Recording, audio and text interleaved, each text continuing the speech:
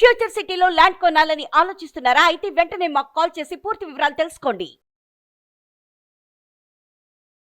నమస్కారం. కార్తీక పురాణం 6వ రోజు పారాయణలోకి వచ్చాం. ఈ రోజున కార్తీక సోమవారం కాబట్టి ఈ పగలు ఉపవాసం ఉండి సాయంకాలం చుక్కలు చూసి శివారాధన పూర్తి చేసుకుని అవకాశం ఉంటే ఒక దేవాలయానికి ఎక్కడికైనా వెళ్ళి నేతితోటి కానీ ఆవు నెయ్యితోటి కానీ నూనెతోటి కానీ తైలంతో నువ్వుల నూనె అని చెప్పుకుందాం. ఈ రెండిట్లలో ఏదో ఒక దాంతో శివాలయంలో కానీ విష్ణువాలయంలో కానీ దీపారాధన చేసుకుని ఇంటికి వచ్చి భోజనం చేస్తే మంచిది. కార్తీక సోమవారాలైనా అంటే 4 సోమవారాలు వస్తాయి కదా, సోమవారం నాడైనా ఉపవాసం ఉండటం మంచిది. పౌర్ణమికి ముందొచ్చే సోమవారాలు మరీ విశేషంగా చెప్తారు. ఇది మొదటి సోమవారమే కాబట్టి భక్తి శ్రద్ధలతోటి కార్తీక సోమవార వ్రతాన్ని చేసుకుందాం. అయితే ఇవాళ పారాయణలో ఏముందో చూద్దాం. వశిష్ఠ మహర్షి ఇట్లా చెప్తున్నారు. ఓ జనక మహారాజా, కార్తీక మాసమందు భక్తితో మాసమంతా హరికి కస్తూరితోనూ గంధంతోనూ పంచామృతాలతోనూ అభిషేకం చేయించువాడు 10,000 అశ్వమేధయాగముల ఫలితాన్ని పొంది తుదకు పరమపదాన్ని చేరతాడు. కార్తీక మాసమందు సాయంకాలంలో హరి సన్నిధిలో కానీ శివ సన్నిధిలో కానీ దీపదానాన్ని ఆచరించేవాళ్ళు, అంటే దీపదానం అంటే ఎవరికైనా ఇవ్వడం అని కాదండి, దీపారాధనని చేసేవాళ్ళు కూడా విష్ణు సాయుధ్యము లేదా శివ సాయుధ్యాన్ని పొందుతారు. సాయంకాలం దీపారాధన చాలా విశేషం, దేవాలయాల్లో ముఖ్యంగా చెప్పబడింది. కార్తీక మాసమందు దీపదానం చేసిన వారు జ్ఞానాన్ని పొంది విష్ణులోకాన్ని పొందుతారు. కార్తీక మాసంలో పత్తిని చక్కగా ధూళి లేకుండా విడదీసి ఒత్తిని చేసి బియ్య పిండితో కానీ గోధుమ పిండితోటి కానీ పాత్రని అంటే దీపారాధన కుందుని చేసి గోఘృతము ఆవు నేతిని పోసి ఒత్తిని తడిపి వెలిగించి చక్కగా ఒక మంచి బ్రాహ్మణుని ఒక ఆయన్ని చూసుకుని వారిని పూజించి దానముగా ఇవ్వవలను. ఈ దీపదానము చాలా విశేషంగా చెప్తారండి. మనం ఇప్పుడు దీపదానం అంటే వెండి, ఇత్తడి, కంచు, రాగి ఈ 4 లోహాలతో చేసినటువంటి దీపారాధన కుందిని ఇవ్వచ్చు దానంగా. వీటికి మనకి శక్తి లేకపోతే కనుక, శక్తి లేకపోవటం అనే కాదు, ఇది విశేషంగా కూడా చెప్తారు. బ్రాహ్మణులు తీసుకోవడానికి ఇష్టపడని కాలం కూడా వస్తుంది ఇప్పుడు. కానీ మనం బియ్య పిండితోటి ప్రమిదం చేసుకుంటాం కదా, కుందులు చేస్తాం. దాంట్లో ఆవు నెయ్యి పోసి దీపాన్ని వెలిగించి ఆ వెలుగుతున్న జ్యోతిని దక్షిణ తాంబూలాలతోటి ఎవరైనా బ్రాహ్మణోత్తముడికి దానం చేస్తే మంచిది. మీరు ఏదైనా దేవాలయానికి వెళ్ళినప్పుడు మనం అయ్యగారిని ఒకసారి దీపదానం చేసుకుంటానండి మంత్రం చెప్పమంటే వారు సంకల్పం చెప్పించి మంత్రం చెప్తారు. ఈ మంత్రం చెప్పిన వారికే మనం ఇవ్వచ్చు. అయితే ఒట్టి పిండి దీపారాధన ఇస్తున్నాం కదా, కొంచెం దక్షిణ ఇతోధికంగా వారితో ఒకసారి మాట్లాడుకుని మనం దక్షిణ తాంబూలాల సహితంగా దీపదానం చేసుకుంటే చాలా మంచిది.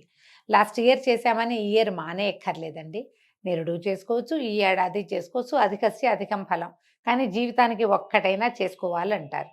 అందుకని ఒకవేళ కార్తీకంలో చేసే అలవాటు ఉన్నా కుదరకపోయినా కూడా మనం ఏ గృహప్రవేశమో చేసుకుంటాం కదా, అప్పుడు చక్కగా దీపదానాన్ని కూడా నిర్వహించుకుంటే విశేషమైన ఫలితం లభిస్తుంది. అయితే మాసమంతా చేసి అంతంలో అంటే నెల రోజులు పిండి దీపారాధన, ప్రతిరోజు దీపారాధనని దానం చేయమంటున్నారు. పురాణంలో ఇట్లా చెప్పబడింది. అంతమంది అంటే మాసం చివరికి వెళ్ళాక వెండితో పాత్రను చేయించి బంగారంతో ఒత్తిని చేయించి బియ్యపిండిలో మధ్యగా ఉంచి పూజించి నివేదించి తర్వాత బ్రాహ్మణునికి భోజనం పెట్టి అటు పిమ్మట తాను స్వయంగా ఈ కింది మంత్రాన్ని చెప్తూ ఆ దీపాన్ని దానం చేయాలి. మంత్రం చెప్పకుండా సంస్కృత శ్లోకం చెప్పలేదు, తెలుగులో రాశారండి. దీపము సర్వజ్ఞానదాయకము సమస్త సంపత్ప్రదాయకము కనుక నేను ఇప్పుడు దీపదానాన్ని చేస్తున్నాను. ఈ దీపదానం వల్ల నిరంతరము శాంతి కలుగుగాక. ఈ దీపదానం వల్ల లభించేది ఏంటంటే పుష్కలంగా మనశ్శాంతి లభిస్తుందండి. దీపదానమే దానికి ప్రధానమైన ఫలితం ఏం చెప్పారంటే మనశ్శాంతి, చిత్తశాంతి కోసం ఇట్లా చేయాలి. ఏవో రకరకాల బాధలు పడుతూ ఉంటాం, ఎప్పటికీ మనకి ప్రశాంతత లభించదు. అలాంటి వారు దీపదానం చేస్తే అది లభిస్తుందట. మంత్రం చెప్పుకుని ఈ మంత్రార్థం ఉన్న మంత్రాన్ని చెప్పుకుని బ్రాహ్మణ మన అయ్యగారు కూడా చెప్తారు, మనకి చెప్పించుకుని ఈ దీపాన్ని దానం చేసుకోవాలి. ఈ విధంగా స్త్రీలు కానీ పురుషులు కానీ కార్తీక మాసంలో చేస్తే కనుక అనంతమైన ఫలితాన్ని పొందుతారట. ఈ దీపదాత ఎవరైతే దానం చేస్తారో వాళ్ళకి విద్య లభిస్తుంది. దీపదాతకి శ్రవణ ఫలితాన్ని కూడా, ఏదైనా శాస్త్రం ఎవరైనా చదువుతుంటే వింటే ఏ ఫలితం లభిస్తుందో దీపదానం చేసుకున్న వాడికి అది లభిస్తుందట. తర్వాత ఆయుష్ని పొందుతారు, స్వర్గాన్ని కూడా పొందుతారు. ఈ కార్తీక దీపదానం వల్ల మనోవాకాయములతోటి చేయబడిన జ్ఞాన అజ్ఞాన కృత పాపాలు కూడా నశిస్తాయి. ఒకటి మనశ్శాంతి లభించటమే కాకుండా తెలిసి చేసిన తెలియక చేసినటువంటి పాపాలన్నీ కూడా శమిస్తాయి. కాబట్టి దీపదానం చేసుకోమని చెప్తున్నారు. ఈ విషయంలో పురాతనమైన ఒక గాథని చెప్తున్నారు. పూర్వకాలంలో ద్రవిడ దేశంలో సుతబంధు విహీనైన అంటే పిల్ల జల్లా లేరు, బంధువులు కూడా పెద్దగా లేరు, ఒక స్త్రీ ఉండేదట.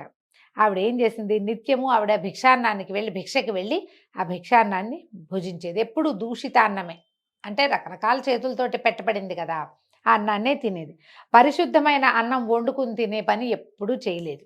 సద్దన్నం తినేది, ఇవాళది రేపటికి, రేపటిది ఎల్లుండికి అట్లా తినేదన్నమాట. అన్నం నిలవబెట్టుకుని సద్దన్నం తినేది. నిత్యము ధనం పుచ్చుకుని పరులకు వంట, కుట్టు పని, నూరటము మొదలైన పనులు చేసేది. ఎవరికైనా సహాయం చేయటానికి వెళ్ళేదే, పక్కింటి వాళ్ళు మా ఇంట్లో పూజ ఉందిరా, మా ఇంట్లో పని ఉందిరా, చుట్టాలు వస్తున్నారు రా సహాయానికంటే వెళ్ళి వాళ్ళ ఇంట్లో ఏమైనా దంచటము, ఏదైనా కడగటము, తర్వాత వంట చేయటము, అలాంటి సహాయాలు చేసేది. సహాయం అంటే వెళ్ళి డబ్బులు తీసుకునేది, అంటే కూలికి వెళ్ళేది ఆవిడ. అమ్మకము కొనటము కూడా చేసేది. ఏం చేసేది, అన్నం ఎవరైనా మా ఇంట్లో చాలా అన్నం ఉందంటే వాళ్ళకు పావలా ఇచ్చి అన్నం తెచ్చుకునేది.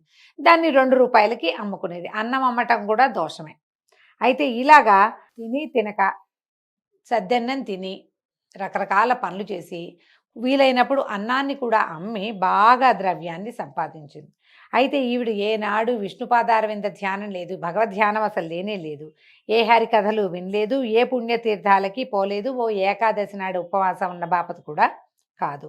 ఈ అనేక రకాల చిన్న పొన్న పనులు, వ్యాపారాలు వాటితోటి, అంటే అమ్మకమే ఏదైనా సరే, దాంతో చాలా ద్రవ్యమే సంపాదించింది. పోనీ సంపాదించిన ద్రవ్యాన్ని చక్కగా ఇవాళ మంచి బియ్యం తెచ్చుకుందాం, ఓ పాలు తెచ్చుకుందాం, పెరుగు తోడు పెట్టుకుందాం, వండుకుని తిందాం, అలాంటివి ఏనాడు చేయలే. వండి ఎవరికైనా ఉచితంగా పెట్టడం కూడా చేసేది కాదట.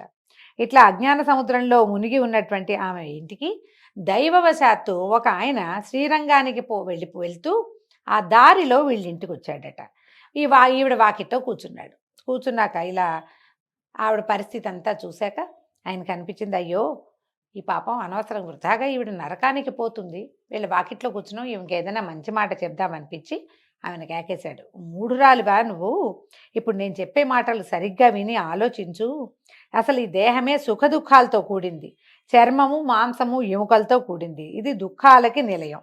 భూమి, ఆకాశము, వాయువు, అగ్ని, జలము అనేటువంటి పంచభూతాలతోటి ఇది నిర్మించబడింది. దేహము నశించగానే పంచభూతాలు ఈ గృహోపరి భాగంలో పండిన వర్ష బిందువులాగా వేరువేరుగా పోతాయి. మన ఇంటి పైనెత్తి మీద వాన పడింది అనుకోండి, పడిన బిందువు పడినట్టు దాని దారిన దేవర దారిన అది పోతూ ఉంటాయి. అట్లాగే మరణించిన తర్వాత ఈ పంచభూతాలు మానవ శరీరం నుంచి విడిపడి వెళ్ళిపోతాయి. వాటితో నిర్మింపబడిన శరీరం కాబట్టి దేనికి దానికే పోతుంది. ఈ దేహము నీటి మీద నురుగులాగా నశించిపోతుంది, ఇది నిత్యం కాదు. ఇలాంటి దేహాన్ని నిత్యమని నమ్ముతున్నావు, ఇది అగ్నిలో పడిన మిడతలాగా నశిస్తుంది, కాబట్టి మోహాన్ని విడిచిపెట్టు. అంటే మనకు ఒక ప్రశ్న వస్తుందండి, అంటే ఏమిటి, వ్యాపారం చేయొద్దా, డబ్బు దాచుకోవద్దా, భవిష్యత్తుకి డబ్బులు కావాలి కదా అనిపిస్తుంది. వ్యాపారం చెయ్యొచ్చు, డబ్బులు దాచిపెట్టచ్చు, సద్దన్నం ఆరోగ్యమే, తినచ్చు, రకరకాల వ్యాపారాలు ఎన్నో చేస్తాము, అన్నీ అమ్ముతాము, కొంటాము. ఇవన్నీ చేస్తూ కూడా కొన్ని సరైన పనులు చేయాలి. ఈ రోజున పర్వదినం, ఇవాళ ఉపవాసం ఉండు. ఈ రోజున పర్వదినం, ఎవరికైనా ఒకరికి భోజనం పెట్టు. ఈ రోజున పర్వం కాబట్టి నువ్వు దేవాలయానికి వెళ్తావు, నదికి స్నానానికి వెళ్తావు, సముద్ర స్నానానికి వెళ్తావు.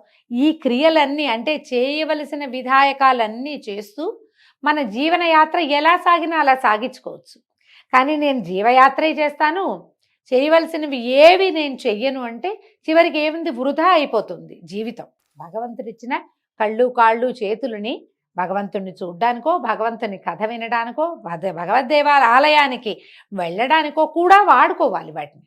నేను వాటికి వేటికి వాడినండి, నా అవసరాలకే వాడతాననే ధోరణి మంచిది కాదని చెప్పటమే అన్నమాట ఈ కథ యొక్క ఉద్దేశం. అయితే దేవుడు, భగవంతుడు, ఆయన సత్యుడు, నిత్యుడు, సమస్త భూతములందు నిత్యము దయగలిగిన వాడిగా గుర్తించు. శ్రీహరిపాదాలని ధ్యానించు. కామమనగా కోరిక, క్రోధమనగా దురాగ్రహము, భయమనగా ఆత్మాత్మీయ భంగబుద్ధి. భయం అంటే తెలిసి తెలియనితనం అన్నమాట, ఏదో జడుపు లోపల మనకి. ఈ లోభం అంటే ద్రవ్య వ్యయ చింత, డబ్బులు అయిపోతాయేమోనని బెంగ. మోహం అంటే మమతాహంతలు ఓళ్ళంతా అంతసేపు నాకే కావాలి, నాకు ఉండాలి, నేనే ఉండాలి, నాకు నేనే చూసుకోవాలి, ఇలాంటి అతి ధోరణి మోహం. వీటిని విడిచిపెట్టు అంటే కామక్రోధ లోభ మోహ మదమాత్సర్యాలను విడిచిపెట్టమంటున్నాడు. అవన్నీ వదిలే, రేపటి చింత మాను, ఈ రోజున నువ్వు చేయవలసినటువంటి దైవాచింతన ఏదైతే ఉందో అది చేసేయాలి అని చెప్పాడు. వీటిని విడిచిపెట్టు, ద్రవ్యం సంపాదించాలనే ఆశ వదిలిపెట్టేసుకోమ్మా, నిశ్చలమైన భక్తితో హరిపాదారవింద ధ్యానం చెయ్యి, కార్తీక మాసంలో వ్రత స్నానం చెయ్యి, ప్రాతః స్నానం పొద్దున్నే చేసేసేయి స్నానం, విష్ణుప్రీతిగా ఎంతో కొంత దానం చెయ్యి. తర్వాత అట్లా చేస్తే గనక అనేక జన్మాల పాపాలన్నీ నశిస్తాయి. ఈ విషయంలో సందేహపడబోకమ్మా, ఇట్లా ఎంతసేపు జీవయాత్రే చేస్తాననే ధోరణిలో ఉండద్దు. ఓ పర్వదినము, ఓ మంచి రోజు, ఒక మంచి మాసము, వీటిలలో మనం చేయవలసిన విధాయకంగా మానవుడన్న వాడికి పురాణాల్లో ఏం చెప్పబడిందో, శాస్త్రం ఎలాంటిది విహించిందో వాటిలో కొన్నిటినైనా నువ్వు పాటించు అని ఈమెకి బాగా బోధించి ఆ శ్రీరంగానికి వెళ్తున్నటువంటి బ్రాహ్మణ ఆయన పరిపరి విధాల ఆమెకి అర్థమయ్యేలాగా చెప్పెళ్ళాడు. ఆయన తూర్పుగా ప్రయాణమై వెళ్ళిపోయాడు. అయితే ఈవిడ ఇక్కడున్న స్త్రీ ఆలోచించింది, నిజమే కదా, నేనేమీ చేయటం లేదు, ఈ డబ్బులు దాచిపెడతా, రేపొద్దున ఆయన చెప్పినట్టు నేను పోతే ఈ డబ్బు ఎవరు తిన్నట్టు, కనీసం దానమైనా చేయకపోతేనే అని చెప్పి బాగా ఆలోచించుకుని తను చేస్తున్నటువంటి పచ్చిపాపాలకి వగచి ఆ కార్తీక వ్రతాన్ని చేయటం మొదలుపెట్టిందట.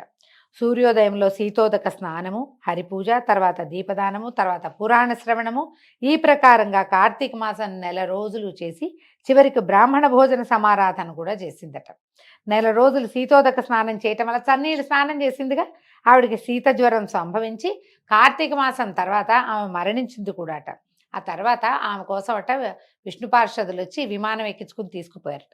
శాశ్వత స్వర్గభోగాల్ని సౌఖ్యాన్ని పొందింది.